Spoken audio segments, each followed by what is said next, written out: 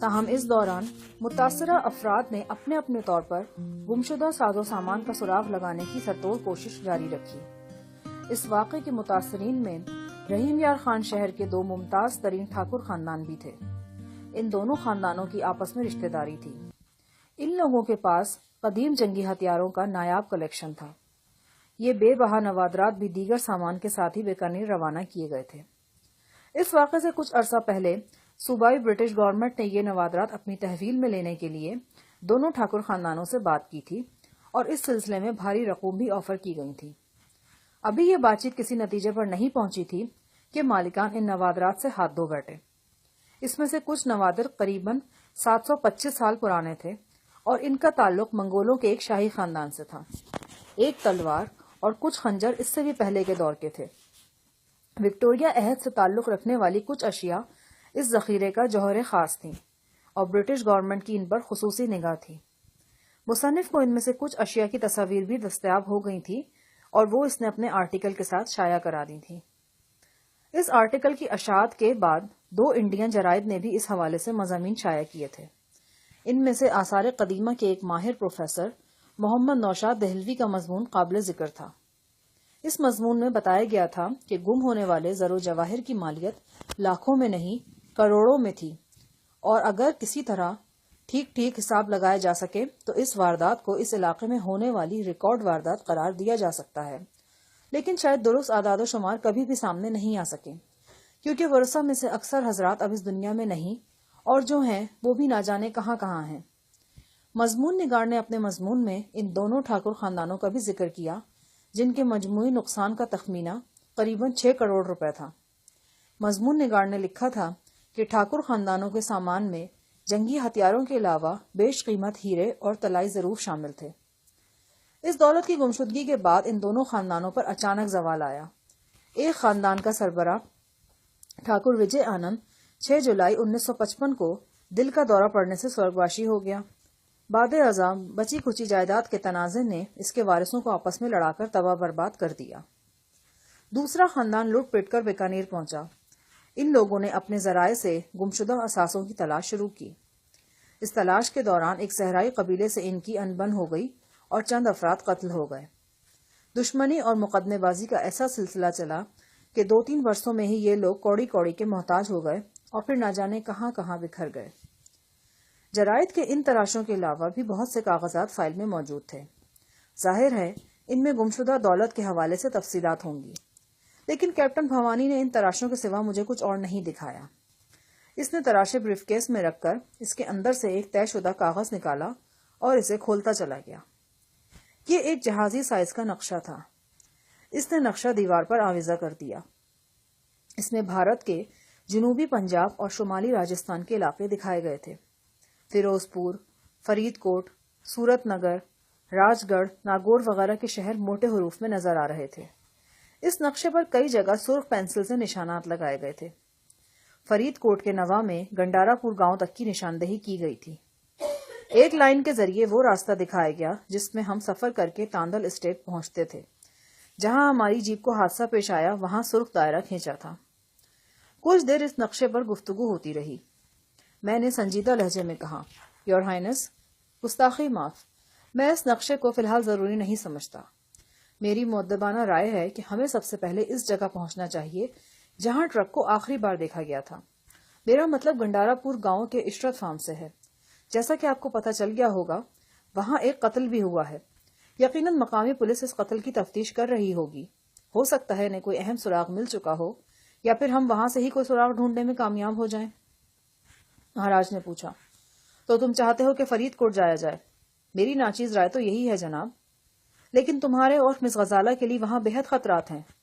رتن سنگھ نے کہا، یہ بات میں جانتا ہوں جناب، لیکن ہم جتنی تاخیر کریں گے گمشدہ ٹرک تک پہنچنے کے امکانات معدوم ہوتے چلے جائیں گے۔ پھر بھی ایک رائے ہماری بھی ہے، تم اپنی ساتھی کو ان خطرات میں مت جھونکو، اسے ہم ادھر ہی چھوڑ جاتے ہیں۔ یہ تم سے ہمارا وعدہ ہے کہ وہ ہماری واپسی تک یہاں بالکل سکھ اور شانتی سے رہے گی۔ میں جانتا تھا کہ مہاراج رتن کے منہ سے جلد یا بدیر یہ بات نکلنے والی ہے۔ مہاراج چاہے کچھ بھی کہتا، لیکن یہ حقیقت تھی کہ غزالہ کو یہاں یرغمال بنا لیا گیا تھا۔ اس سلسلے میں بحث و تکرار سے کچھ حاصل نہیں تھا۔ میں نے گہری سانس لیتے ہوئے کہا، ٹھیک ہے، جیسے آپ مناسب سمجھیں، لیکن ہمیں روانہ کب ہونا ہے؟ ابھی؟ آدھے پون گھنٹے کے اندر؟ ہمیں کون سا لمبا چوڑا انتظام کرنا ہے؟ اب میرے سامنے غزالہ کو مطمئن کرنے کا مسئلہ تھا۔ وہ تو میرے کمرے سے باہر نکلنا بھی گوارا نہیں کر رہی تھی، کہاں یہ کہ مجھے فرید کوٹ جانا پڑ رہا تھا۔ وہ ایک سمجھدار اور دلیر لڑکی تھی، لیکن یہاں کے ماحول اور یہاں پیش آنے والے پے در پہ واقعات نے اسے سخت ہراساں کر رکھا تھا۔ ابھی میں سوچ ہی رہا تھا کہ غزالہ سے کیسے بات کروں اور اسے کس طرح سمجھاؤں کہ وہ چند روز تنہا اس ریسٹ ہاؤس میں گزارنے پر آمادہ ہو جائے کہ کچھ آوازوں نے مجھے اپنی طرف متوجہ کر لیا۔ کوئی بلند آواز میں وائویلا کر رہا تھا۔ میں نے پہچان لیا، یہ خناب آفریدی کی آواز تھی۔ عیسیٰ جان کا وہی خوبرو ساتھی جو یہاں باس فروخت کرنے آیا تھا اور جس نے مہاراج رتن وغیرہ کو بتایا تھا کہ پاکستانی ٹرک والے معاملے سے میرا براہ راست تعلق ہے۔ خناب کے وائویلے کی آوازیں کسی قریبی کمرے سے بلند ہو رہی تھیں۔ میں تجسس سے مجبور ہو کر کمرے سے نکلا اور سیڑھیاں چڑھ کر 12ویں منزل پر پہنچ گیا۔ آوازیں ایک گیلری نما کمرے سے آ رہی تھیں۔ کمرے کے دروازے پر ایک باوردی محافظ کمر سے پستول لٹکائے ٹہل رہا تھا اور زیر لب مسکرا رہا تھا۔ میں نے ایک ادھ کھلی کھڑکی سے اندر جھانکا اور دیکھتا رہ گیا۔ خناب آفریدی جو دیکھنے میں ایک سنجیدہ اور روبدار شخص نظر آتا تھا، نشے میں ٹن ہو کر مذائقہ خیز حرکتیں کر رہا تھا۔ ایک انڈرویئر کے سوا اس نے سارے کپڑے اتار پھینکے تھے اور اب سر پر ولایتی شراب کی بوتل رکھ کے ناچ رہا تھا۔ غالباً کچھ دیر پہلے اس نے شراب سے نہانے کی کوشش بھی کی تھی۔ فرش پر شراب کی کئی خالی بوتلیں لڑکی ہوئی تھیں اور سارا قالین گیلا ہو رہا تھا۔ اس کمرے کے اندر ایک الماری میں نیچے سے اوپر تک بوتلیں بھری ہوئی تھیں۔ جن دنوں میں عیسیٰ جان کے ساتھ تھا، مجھے معلوم ہوا تھا کہ خناب آفریدی شراب کا رسیا ہے اور اچھی شراب کی ایک بوتل کی خاطر جان تک قربان کر سکتا ہے۔ آج یہ حقیقت واضح ہو رہی تھی۔ وہ شراب میں غرق تھا اور سب کچھ بھولا ہوا تھا۔ وہ بوتل سر پہ رکھے تھوڑی دیر ٹھمکے لگاتا رہا، پھر کوئی بے ہنگم گیت گانے لگا۔ تب اس کی نگاہ دیوار پر آویزہ ایک تصویر پر پڑی۔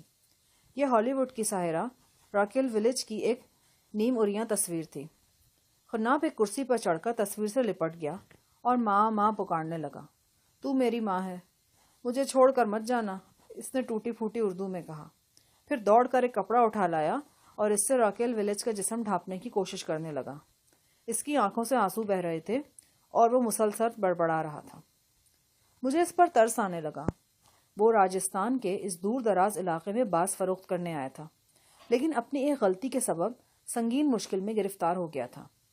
اس کے منہ سے ایک ایسی بات نکل گئی تھی جسے سننے کے بعد مہاراج رتن اور کیپٹن بھوانی اسے واپس جانے کی اجازت دے ہی نہیں سکتے تھے۔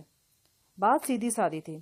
خناب آفریدی واپس چلا جاتا تو فوراً عیسیٰ جان وغیرہ کو بتاتا کہ جہانی استاد تاندال اسٹیٹ کے محل میں ہیں۔ عیسیٰ جان اور شنکر اپنے پورے لاؤ لشکر کے ساتھ تاندال اسٹیٹ پہنچتے اور مہاراج سے کہتے کہ فرمائیے جناب، کہاں ہے ہمارا جہانی استاد؟ ہم تو اس کی جدائی میں ہلکان ہو رہے ہیں۔ بھاگ بھاگ کر ٹانگیں جواب دے گئی ہیں اور زبانیں باہر نکل آئی ہیں۔ لہٰذا اس صورتحال سے بچنے کے لیے مہاراج رتن سنگھ نے خناب آفریدی کو چھانپ لیا تھا اور اس کی کمزوری سے فائدہ اٹھاتے ہوئے اس کے چاروں طرف شراب کی دیوار چن دی تھی۔ اول تو اسے شراب سے فرصت ہی نہیں ملنا تھی۔ اگر مل بھی جاتی تو ریسٹ ہاؤس میں مہاراج کے رائفل بردار نمک خوار موجود تھے، وہ اسے یہاں سے نکلنے نہیں دیتے۔ دوسرے الفاظ میں خناب آفریدی بھی میری ہی طرح اس وقت تک یہاں مہمان بالجبر تھا جب تک ٹرک والا معاملہ کسی اختتام تک نہ پہنچتا۔ اگر مجھے یقین نہ ہوتا کہ غزالہ اس ریسٹ ہاؤس میں بالکل محفوظ رہے گی تو میں اسے کبھی وہاں چھوڑ کر نہیں جاتا، لیکن مجھے کامل یقین تھا کہ مہاراج رتن اس کی مکمل حفاظت کا انتظام کر کے یہاں سے چلا جائے گا۔ میں نے تنہائی میں غزالہ کے ساتھ تفصیلی بات کی اور اسے یہ باور کرانے میں کامیاب رہا کہ میرے ساتھ فرید کوٹ جانے سے اس کا یہاں ریسٹ ہاؤس میں رہنا زیادہ مفید اور حفاظت بخش ہے۔ اس وقت 9 بجنے میں ابھی 10-15 منٹ باقی تھے جب ہم ریسٹ ہاؤس سے فرید کوٹ کے طویل سفر پر روانہ ہونے کے لیے جیپوں پر سوار ہوئے، مگر اس سفر کو بالکل آغاز میں ہی بریک لگ گئے۔ ابھی گاڑیاں سٹارٹ ہو ہی رہی تھیں کہ مہاراج رتن کا ایک گھڑ سوار محافظ گھوڑا دوڑتا ہوا آیا اور اس نے مہاراج کو یہ سنسنی خیز اطلاع پہنچائی کہ اس نے 50 کے قریب سانڈلی سواروں اور گھڑ سواروں کو ریسٹ ہاؤس کی جانب بڑھتے دیکھا ہے۔ محافظ نے کہا، یور ہائنس، فاصلہ زیادہ تھا، میں انہیں ٹھیک سے نہیں پہچان سکا، لیکن ان کی برچیاں، کلہاڑیاں وغیرہ دور سے بھی چمک رہی ہیں۔ وہ بہت غصے میں دکھائی دیتے ہیں اور سیدھا اسی طرف آ رہے ہیں۔ میرا ذہن فوراً ان دو دیہاتیوں کی طرف چلا گیا جو تھوڑی دیر پہلے یہاں سے زبردست درگت بنوا کر گئے تھے۔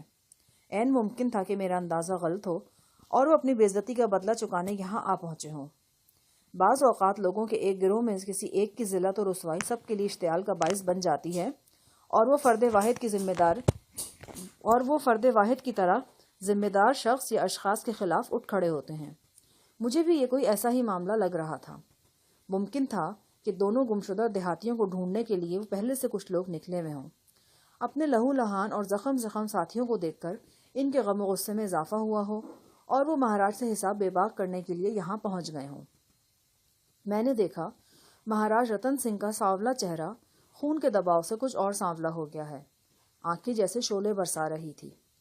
اس نے چھوٹے سے ٹیلے پر کھڑے ہو کر دور نگاہ دوڑائی۔ جنوب مغرب کی طرف گرد کا بادل سا نظر آ رہا تھا۔ اس دم بدم بلند ہوتی اور پھیلتی گرد کا رخ ریسٹ ہاؤس کی طرف ہی تھا۔ میں دیکھ رہا تھا کہ ریسٹ ہاؤس میں مہاراج رتن سنگھ اور کیپٹن بھوانی کے کم و بیش 15 مسلح محافظ موجود ہیں۔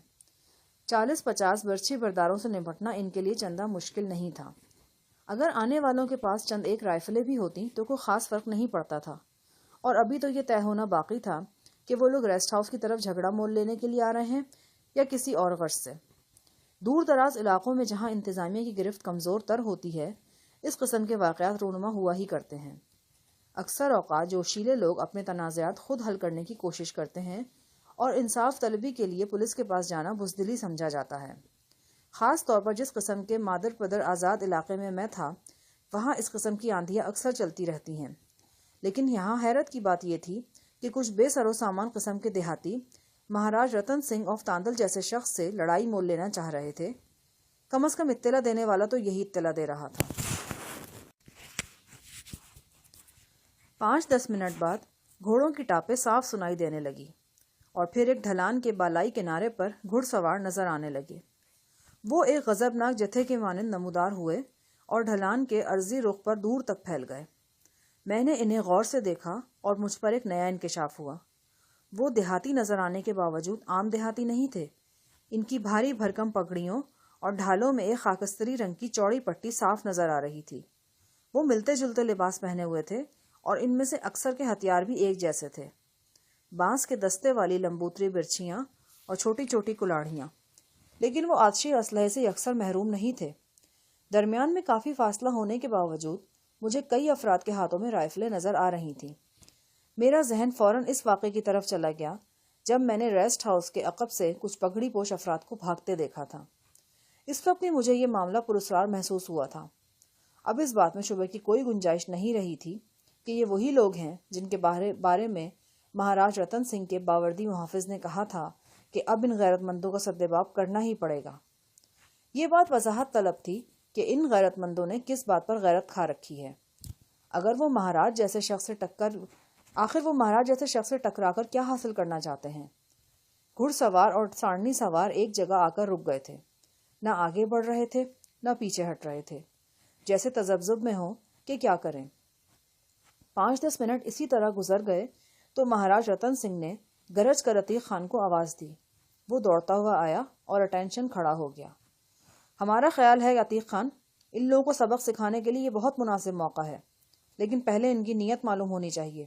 تم جاؤ اور پوچھو ان سے کہ وہ کیا چاہتے ہیں۔ عتیق خان نے ادب سے سر جھکایا اور دوڑ کر اپنی جیپ میں سوار ہو گیا۔ جیپ کے اوپر سے کینوس کی چھت ہٹائی جا چکی تھی۔ اب وہ ایک کھلی جیپ کی صورت اختیار کر گئی تھی۔ دور سے دیکھنے والا بھی جان سکتا تھا کہ جیپ میں کتنے سوار ہیں۔ عتیق خان کی جیپ دھول اڑاتی اور ہچکولے کھاتی گھڑ سواروں کے قریب جا رکی۔ فاصلہ زیادہ ہونے کے سبب گفتگو سننا یا چہروں کے تاثرات دیکھنا ممکن نہیں تھا، تاہم گفتگو کے انداز اور ہاتھوں کی حرکات و سکنات سے اندازہ ہوتا تھا کہ کسی متنازع موضوع پر بات ہو رہی ہے۔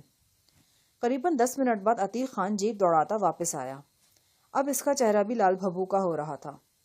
اس نے مہاراج رتن سنگھ اور کیپٹن بھوانی کے قریب جا کر سرگوشیوں میں کوئی بات کی۔ اس مختصر گفتگو کے بعد مہاراج رتن سنگھ اور بھی مشتعل نظر آنے لگا۔ اس نے اپنے اور کیپٹن بھوانی کے تمام گارڈز اور کارندوں کو اپنے پاس بلا لیا۔ ان کی مجموعی تعداد 22 تھی۔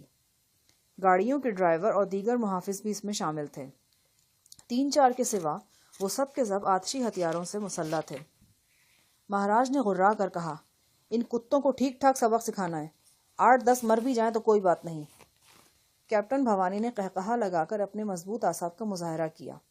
رتن جی، آپ چنتا نہ کریں، بھگوان نے چاہا تو بندے مارنے کی نوبت نہیں آئے گی۔ میں اتنی دور سے جانچ رہا ہوں، رام قسم یہ سب بھگوڑے ہیں، پتہ نہیں کس کے بہکاوے میں یہاں آئے ہیں۔ آپ 8-10 فائر نکال کر دیکھیں، ابھی تتر بتر ہونے لگیں گے۔ پھر اس نے قریب کھڑے ایک گارڈ سے جرمن MG-42 لی۔ یہ طاقتور گن ریکوائل سسٹم کے تحت کام کرتی تھی اور زبردست گھن گرج کے ساتھ چلتی ہے۔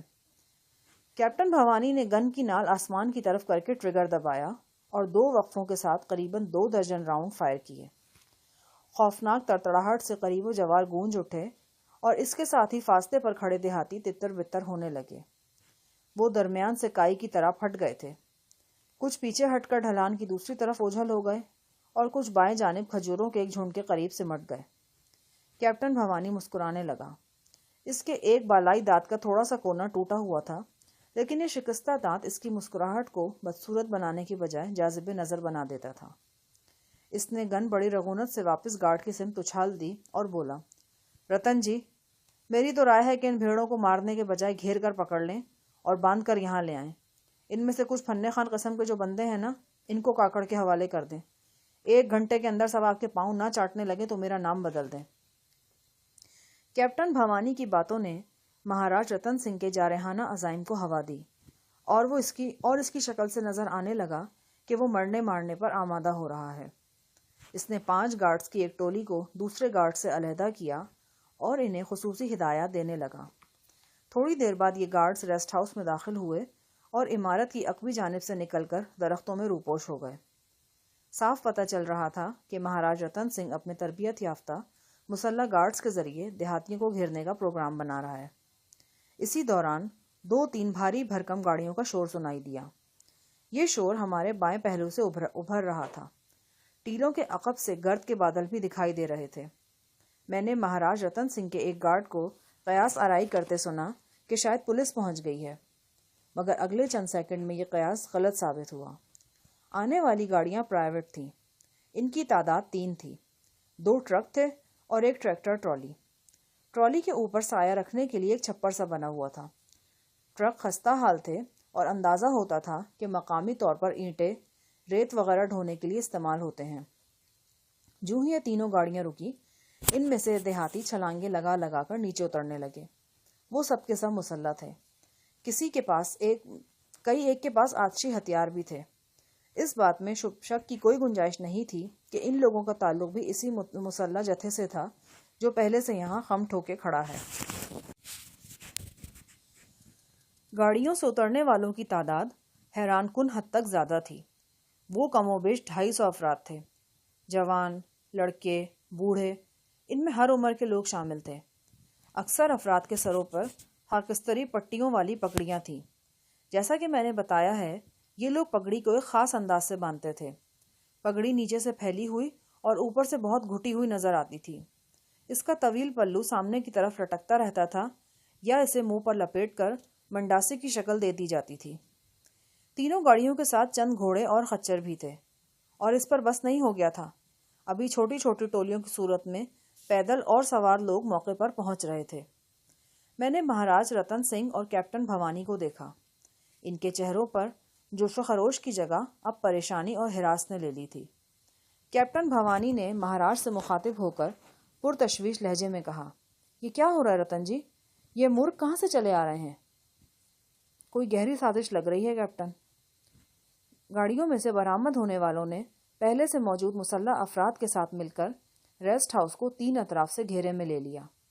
چوتھی جانب ٹیلے تھے اور عین ممکن تھا کہ ان کے عقب میں بھی افراد موجود ہوں۔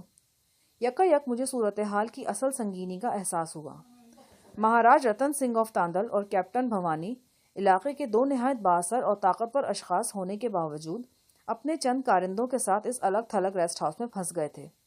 ان کے چاروں طرف مشتعل دیہاتی تھے اور ان کی تعداد میں بتدریج اضافہ ہو رہا تھا۔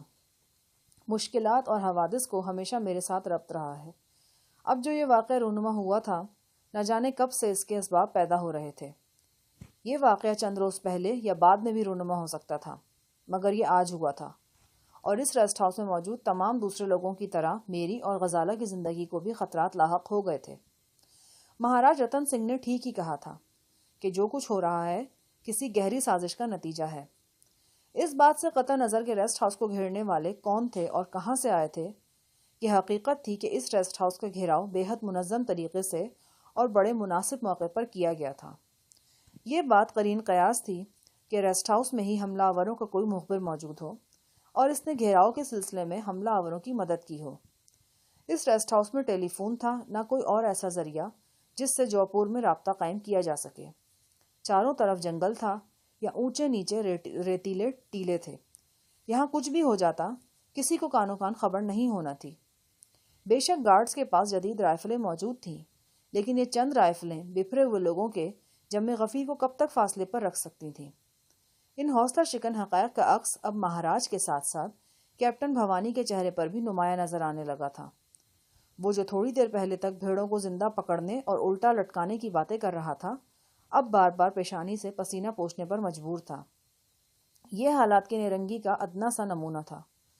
تھوڑی دیر پہلے جارحانہ عزائم رکھنے والوں کو اب مدافعت بھی مشکل نظر آ رہی تھی۔ اتنے میں دو گھوڑے تیزی سے ریسٹ ہاؤس کی طرف آتے دکھائی دیے۔ ان میں ایک مشکی تھا۔ مشکی گھوڑے پر ایک دراز قد نوجوان سوار تھا۔ وہ نمایاں اس لیے بھی نظر آ رہا تھا کہ اس کی داڑھی نہیں تھی۔ اس کی کمر سے گولیوں کی پٹیاں بندھی ہوئی تھیں اور کندھے پر رائفل جھول رہی تھی۔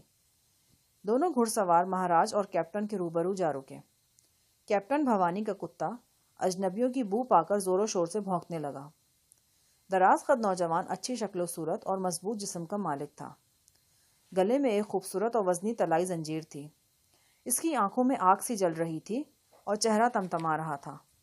وہ حلیے اور خد و خال سے ہی کھاتے پیتے گھرانے کا فرد لگتا تھا۔ وہ بڑی بے باکی سے بولا، راجہ صاحب، مجھے طرح خان نے بھیجا ہے، میں تم سے اکیلے میں کچھ بات کرنا چاہتا ہوں۔ نوجوان کے گستاخانہ لب و لہجے نے مہاراج کے تن بدن میں آگ سی لگا دی۔ میں نے دیکھا کہ غصہ پینے کی کوشش میں اس کا چہرہ تاریک تر ہو گیا ہے۔ وہ غرا کر بولا، ہمیں تم سے کوئی پرائیویٹ ٹاک نہیں کرنی، اور نہ ہی تم اس قابل ہو کہ ہمارے برابر میں بیٹھ کر بات کر سکو۔ تمہیں جو کچھ کہنا ہے سب کے سامنے کہو، ہمیں کسی سے کچھ نہیں چھپانا۔ نوجوان نے سینہ تان کر دو ٹوک لہجے میں کہا، پرم کو ہمارے حوالے کر دیا جائے اور اس کے ساتھ ہی تیواری لال کو بھی۔ مہاراج رتن کے پہلو میں کھڑا کیپٹن بھوانی آپے سے باہر ہو گیا۔ اس نے اپنے ریوالور کی طرف ہاتھ بڑھایا۔ انداز ایسا ہی تھا کہ پلک جھپکتے میں نوجوان کو شوٹ کر دے گا، لیکن مہاراج نے بروقت اسے سنبھال لیا۔ نہیں کیپٹن، ٹھہرو، ہمیں اس کتے سے بات کرنے دو۔ صورتحال بگڑتی دیکھ کر مسلح گارڈز نے ایک دم اپنا گھیرا تنگ کر دیا۔ دوسری طرف میں نے دیکھا کہ دور ڈھلان پر کھڑے مسلح افراد میں بھی ہلچل سی پیدا ہو گئی ہے۔ کیپٹن بھوانی کو پیچھے ہٹانے کے بعد مہاراج رتن سنگھ نوجوان کے عین سامنے جا کھڑا ہوا اور ایک ایک لفظ پر زور دے کر بولا، تم بھگوان ہو کہ اتنی بڑی بات کہنے کے بعد بھی زندہ کھڑے ہو۔ جاؤ جا کر اپنے طرح خان سے کہہ دو کہ وہ جس کا بھی نام لے رہا ہے وہ ہماری دھرم پتنی ہے، اور اس تک کسی کا ہاتھ تب پہنچے گا جب ہم میں سے بھی ایک بھی زندہ نہیں رہے گا۔ اور وہ تیواری لال، وہ تمہارا نہیں ہمارا مجرم ہے، اور ہم نے اسے سزا دے دی ہے۔ ہم تمہاری پلیت زبانوں پر اس کا نام بھی سننا پسند نہیں کریں گے۔ نوجوان کی آنکھیں شعلے اگلنے لگیں، لیکن وہ کچھ بولا نہیں۔ لگامیں جھٹک کر اس نے گھوڑے کا رخ پھیرا اور واپس روانہ ہو گیا۔ دوسرا گھڑ سوار بھی اس کے ساتھ تھا۔ مہاراج رتن سنگھ نے ہاتھ پشت پر باندھے اور بے قراری سے اپنی گاڑی کے آس پاس ٹہلنے لگا۔